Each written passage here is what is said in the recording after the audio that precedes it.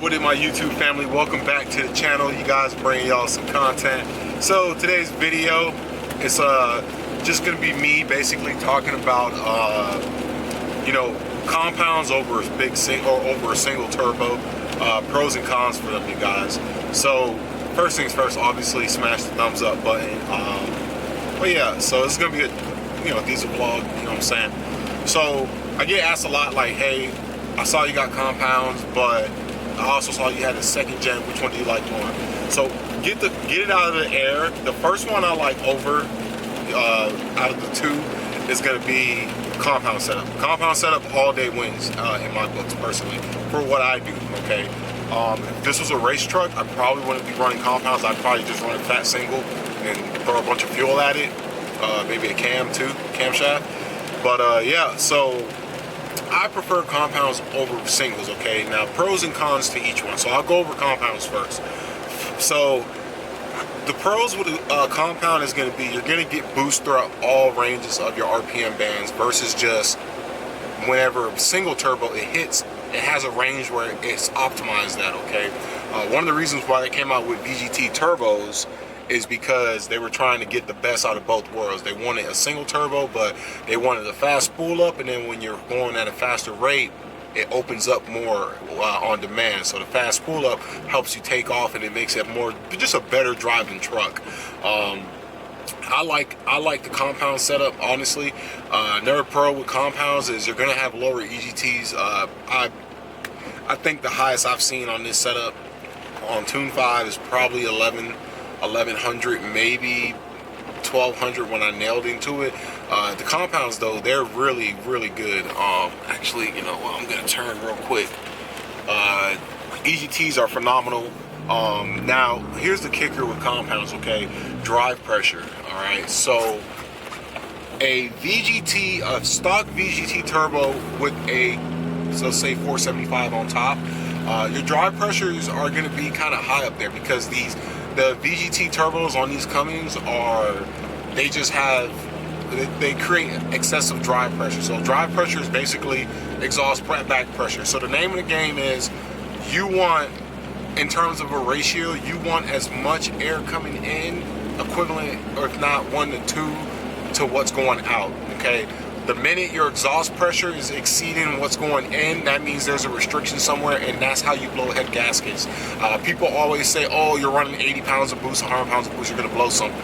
That's not the case, because as long as your drive pressure, and that's why people have boost gauge and a drive pressure gauge, because as long as your boost and drive pressure gauges are, I believe, within a 10-15 PSI range and together, you're good. You're good there. Don't quote me on the 10 to 15 PSI. It's something like that. But the minute your drive pressure is like a 20 split over your boost pressure, you're looking at blowing something, head gasket, you know what I'm saying, something like that, or even the turbo itself.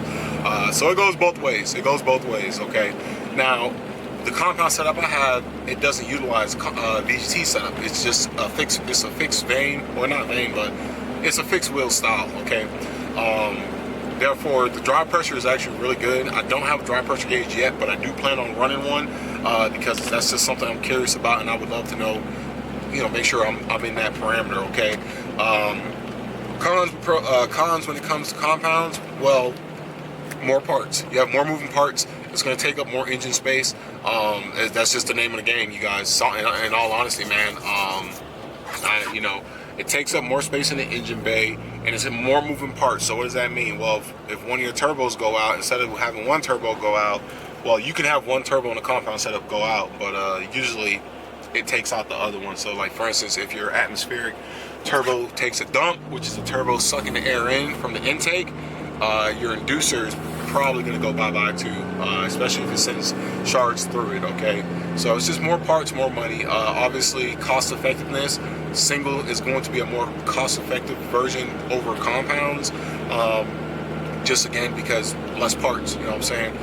Now, in terms of other cons when it comes to compounds, honestly, I really can't think of anything else, really. Just cost, space, and then money, really, you know what I'm saying? So in terms of that, but in terms of drivability, efficiency for your engine, compounds win all day in my books. A big single or a single turbo, you know, S366, S464, S469, 369 SXE, all are excellent single turbo options, okay? Don't get it twisted, okay? Just because you run a single turbo does not mean your truck's gonna be laggy. Now, when I say a single turbo, I mean an aftermarket single turbo, okay? You choosing what size turbo to run is going to determine how your truck drives, okay? If you put a 475 on your truck with the stock injector, stock fuel, it's going to be a slug, you know what I'm saying? You're probably not going to get that turbo going until about 2400 RPMs. So that's just something to keep in mind. So when you go with a single, you can get an excellent spooling single turbo for daily driving.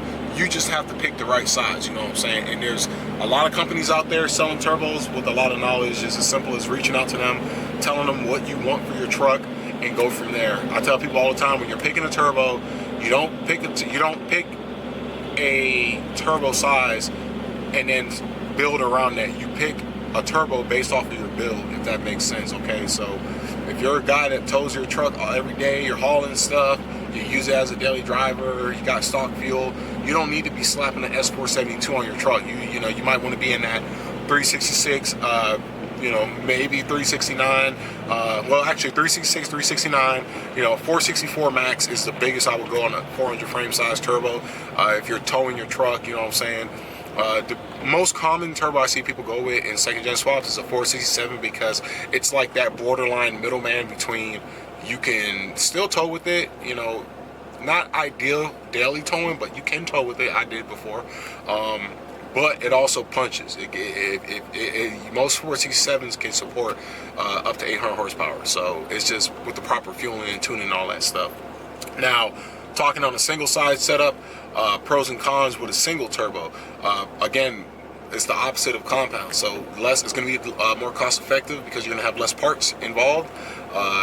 You get an awesome sounding truck, especially if you do a second gen swap style turbo setup. So for instance, my last setup I had was a 467. It sounds like an old school second gen truck, which I like personally in terms of the exhaust, not the engine, but the exhaust sounded like that. I was a big fan of it. Some people aren't. You can also do a fixed vane S300, you know, I guess you'll say third gen style turbo, if that makes any sense. But basically, yeah, you have options out there. For another thing, when it comes to singles, there really isn't much in terms of cons. There's not a whole lot of bad things when it comes to doing a turbo setup, if that makes sense, because you gotta think these trucks come with turbos. What I can say though is what I've seen is a lot of people pick the wrong size turbo and they get upset, and then they want something different, or they blame the turbo saying it sucks, you know, because they chose the wrong size, because they didn't know what they needed in their truck, therefore they were just going all willy-nilly with it, you know what I'm saying? So again, like I said, y'all, if I had to choose single over compounds, I'm taking compounds all day for the win. Everything about it is better. One big thing I forgot to mention. So low boost or high boost on low RPM components in your block, okay? So that's another thing. People get scared with compounds because they say, well, I don't want to destroy my bottom end because of the amount of boost going to the engine at a low RPM. They say it's not good for your connector rods, pistons, crank and stuff. So when it comes to that, tuning and picking the right compound setup has a big role to do with that, because for example, my compounds light up at about 1700. Now they light up at 17, but lighting up I mean like 10, 15 PSI, okay? It's not like 40 pounds of boost is hitting my engine at 1800 RPMs, you know what I'm saying? That's bad. That's hard on your truck. Rule of thumb is, once you go over 800 horsepower on compounds, you really want to start looking into doing some lower end work, you know, a girdle for the block to brace the crank, stronger connecting rods, better pistons, stuff like that. If you're under 800 horsepower with a quality compound setup, a good setup, you know, you're choosing, your truck's gonna be fine, you know what I'm saying? I've been driving my setup, June will be a year having the compounds. No issues. Again, I don't beat the living crap out of this truck. It's my daily driver. But when I want to have fun with it, it can have fun all day, every day. You know what I'm saying? Compounds also is a tow beast. I mean, if you want to tow, if you tow a lot, and you have the fork to drop on compounds, I highly recommend it. It makes towing so much better, man. I mean, there's nothing better than you're towing a heavy load, going up a hill, and the boost is instant. So like, for instance, when I have my 467 and I'm on the highway going 70 miles an hour, I might have, I don't know, 5-6 pounds of boost, maybe 4 pounds of boost. I kind of don't remember. With compounds, I'm cruising and it's flowing at 16 pounds of boost, 12 pounds of boost. And then when I want to accelerate, it's like instant. It just immediately goes up, okay? So passing people, all that good stuff, it's amazing, you know what I'm saying? I really enjoy it. But those are my honest opinions when it comes to turbos. I figured I'd talk about it because I've thought about it a while ago, but I never said, you know, I need to make a video talking about this. You know, I had a lot of people asking me about how do I like my compounds. I have the 366 S480 setup. I love it. I have no issues with it. You know what I'm saying?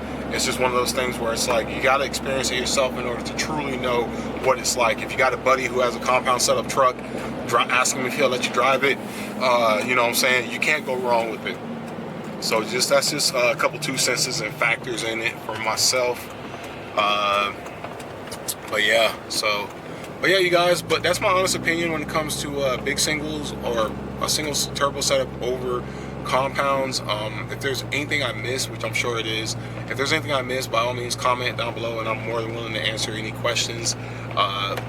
Big thing people, you know, get nervous about with compounds is that they're like, I don't want to blow a head gasket, I don't want to blow a head gasket, or I don't want to blow my trans. You're not going to blow your trans, you're not going to blow a head gasket if you do everything right, okay? So obviously if you're running any aftermarket turbo setup, you want head studs. I mean, in all honesty, head studs on a stock turbo is a good investment because your stock head gasket is probably in your truck. You probably still have stock head bolts, you know what I'm saying, the torque to yield bolts, and that's just something you want on your truck, you know what I'm saying. It's a really, really good investment.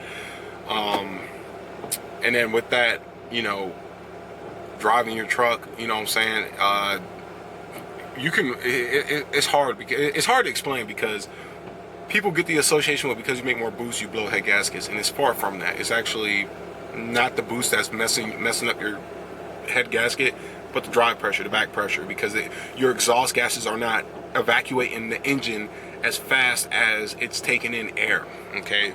Now that goes down to picking a good turbo setup.